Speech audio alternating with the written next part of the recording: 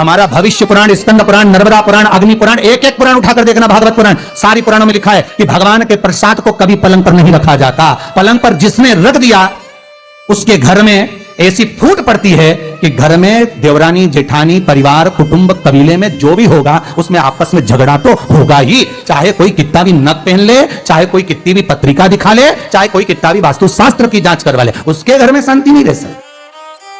और दक्ष प्रजापति के जीवन में वो शांति नहीं होगी। जिसने ये प्रश्न किया था, प्रश्न बहुत अच्छा था, कम से कम लोगों को उसका फल तो मिला।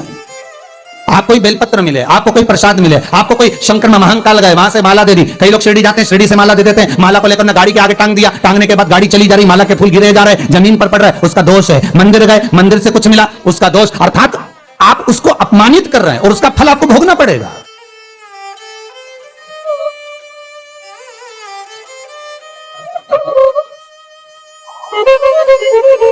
उसका फल तो भोगना पड़ेगा। एक जरा सी इंगेजमेंट की अंगूठी, सगाई की अंगूठी जिस लड़की ने लड़के को पहनाई और लड़का उतार दे तो उसका मुंह देखना, वो उसी का, जगदम्बा का।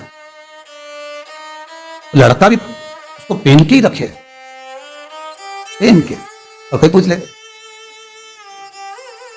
सगाई की है, अच्छा तो समय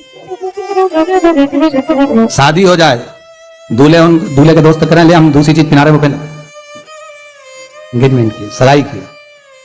कह रहे भाई, जब एक पराई लड़की ने जो अंगूठी पहनाई उससे इतना लगाव हो गया कि बदल नहीं सकते, दूसरी इतनी सुंदर सुंदर पड़ी है, नहीं पहन सकते क्योंकि उसने पहनाई, तो फिर भगवान के मंदिर से मिली हुई बेलपत्र, मिली हुई माला, मिला हुआ प्रसाद का भी तो मोल तत्व होना चाहिए कि वो भगवान ने पहनाया है, भगवान ने दिया है। वृंदावन में एक चीज बहुत देखने को मिलती है, बांके बिहारी के मंदिर के बाहर मालाएं मिलती हैं। बिहारी जी को माला दी, देकर गले में पहन ली, उस माला को उतार कर कई लोग ओटले पर रखकर चले जाते हैं, कई लोग दुकान पर पटक कर चले जाते हैं, कोई लोग गाड़ी के ऊपर डाल देते हैं, कोई लोग कहीं पटक देते हैं। उसका अपमान होता है, सम्मान नहीं है भगवान का। आप ये ना सोचे कि आप भगवान को सम्मान दे रहे हैं। आपको अगर माला किसी पंडित जी ने दी है तो उसको सम्मान। हमारे यहां आज भी ब्रजवासियों में एक नियम है कि गिरिराज बाबा पे चढ़ी हुई माला आज भी ब्रजवासी किसी के गले में नहीं पहनाते। आप जतिपुरा में जाकर देखना, एक से बढ़कर एक माला गोवर्धन नाथ जी को चढ़ती है। गले में गुलाब की फूल की माला गोवर्धन नाथ जी को चढ़ती है, मोगरे की माला गोवर्धन नाथ जी को चढ़ती है। पर जो ब्रजवासी जतिपुरा के हैं, वो जतिपुरा के ब्रजवासी कभी भी गिरिराज जी की माला किसी के गले में नहीं पहनाते। क्यों? हमारे ठाकुर की माला का एक एक फूल गिरेगा, पांव में जाएगा तो कितना कष्ट होगा। ये हमारे लाला का है, तो वो जतिपुरा के ब्रजवासी नहीं पहनाएंगे। पर कहीं कहीं देखने को मिलते हैं लोग माला पहना रहे थे, क्योंकि आज के जमाने में लोगों को ढोंग ज्यादा प्रिय है, लोगों को प्रपंच ज्यादा प्रिय है, और उस प्रपंच में, उस ढोंग में लोग डूबते चले जा रहे हैं, डूब रहे हैं।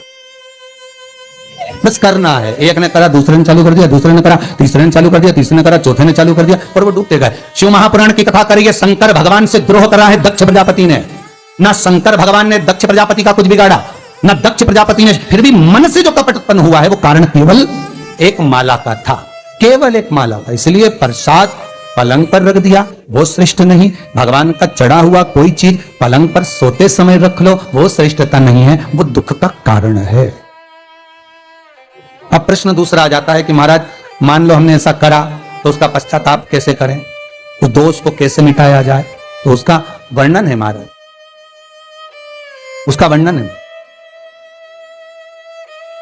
एक नियम पुराने समय से चला आ रहा है, वही नियम आज फिर है कि मान लो दोष तो हो गया, तो कहा भगवान के द्वार का पहुंचा। वैसे तो लिखा हुआ है लीपन, लीपन से मतलब होता है गोबर को लीपना, ठीक है। अब आज के जमाने में कोई लीपने का तो क्रम रहा नहीं मंदिरों में, तो पहुंचा अपन मान लो कपड़े में पानी मिलाकर भगवान की चौखट को पोंछ दिया जाए, और पोंछ कर दोनों चौखट के दोनों ओर स्वस्तिक का निर्माण करा जाए, और स्वस्तिक का निर्माण कर उस पर 2 सफेद फूल रख दिए जाए महाराज, और उस पर सफेद फूल रखकर प्रणाम कर अपनी गलती की क्षमा मांगकर दोनों फूल को उठाकर घर में रख दिया जाए, तो जो क्लेश हो रहा होता है वो समाप्त हो जाता है। अगर वो प्रसाद रखा है आपने और आपसे दोष हुआ है तो उस दोष को मिटाए। फिर वही वाली बात आ गई, समस्या बहुत है, ऐसा कोई व्यक्ति नहीं जिसको समस्या नहीं, पर ऐसी कोई समस्या नहीं जिसका कोई हल नहीं।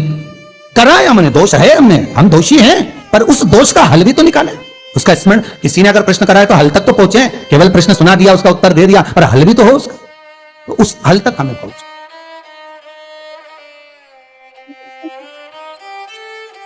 भगवान की भक्ति को हम धारण कैसे कर सकते, स्मरण कैसे कर सकते? तो जहां पर आप रह गए, गलती होती है, मनुष्य देह मानव का शरीर है, होगी।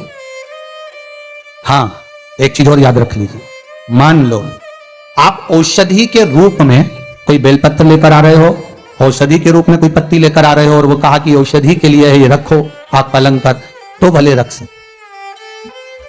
औषधि के रूप में मांग कर लाए हो तो, वो भी मांग कर लाए हो तो।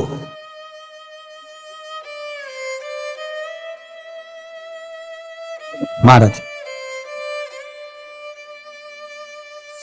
रुद्राक्ष की माला हो चाहे तुलसी की माला हो, जिन मालाओं को हम पहनते हैं, तो कई लोग कहते हैं क्या रात को सोने से पहले इसको उतार दिया जाए? रुद्राक्ष हम धारण कर रहे हैं, क्या उसको उतार दें? तुलसी की माला पहन रहे हैं, क्या हम उसको उतार कर सोएं? महाराज, मीरा चरित्र, कर्मा चरित्र, नरसिंह चरित्र और आदिकाधिक भक्तमाल के जितने चरित्र हैं वो वर्णन करते हैं कि गले में हमने जो माला धारण कर रखी है, हो सकता है हमने रात को उतार दिया सोने से पहले और रात को ही प्राण चले गए, तो ये तो हमारे गले में रहे, मना नहीं है, पर एक नियम है अग्नि पुराण का कि गले में चाहे रुद्राक्ष की माला हो, गले में चाहे तुलसी की माला हो, गले में आप जिस माला को धारण कर रहे हो, कोई पेंडिल पहन रहे हो, कोई देवी देवता को धारण कर रहे हो, किसी देवता का आप गोप धारण कर रहे हो, किसी देवता की आपने कोई गोप, कोई माला, कोई धागा पहन कर रखा है, तो शास्त्र कहता है, अग्नि पुराण कहती है, माता संध्या और सूर्य देवता का जो स्तोत्र वर्णन कर रहा है कि स्वयं सूर्य देव संध्या देवी को कह रहे हैं कि हे संध्या, रात्रि में शयन करने वाला जीव गले में पड़े हुए देवतुल्य मालाकंठी को जब अपने नैनों से लगाकर विश्राम करता है तो उसको दोष नहीं लगता है। यह सूर्य संध्या को कहे।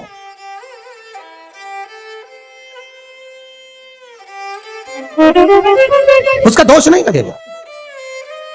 आपके गले में रुद्राक्ष पड़ा है, कौन कहता है कि उतारो उसको, पहने रहो, वो तो आपका सेफ्टी है, आपका कवच है, कौन कह रहा है? महाराज, उसका स्मरण आप सोएं उससे पहले नैनों से लगा लें कि प्रभु आपके चरणों को धारण कर मैं विश्राम कर रहा हूं। नैनों से लगाने से क्या होता है? सूर्यदेव ने संध्या से कहा, जिस माला को, जिस कंठी को हम नैनों से लगा लेते हैं सोने से पहले, भगवान हमारे जैसे ही नेत्र हम बंद करते हैं वैसे ही भगवान भी हमारे नेत्रों में जाकर विश्राम कर लेते हैं। फिर भगवान उस माला और कंठी में नहीं रहते, हमारे नेत्रों में जाकर विश्राम कर लेते हैं। फिर आप आराम से सोएं, विश्राम करें, उसका कोई दोष नहीं। श्री शिवाय नमस्तुभ्यं, श्री शिवाय नमस्तुभ्यं, श्री शिवाय नमस्तुभ्यं।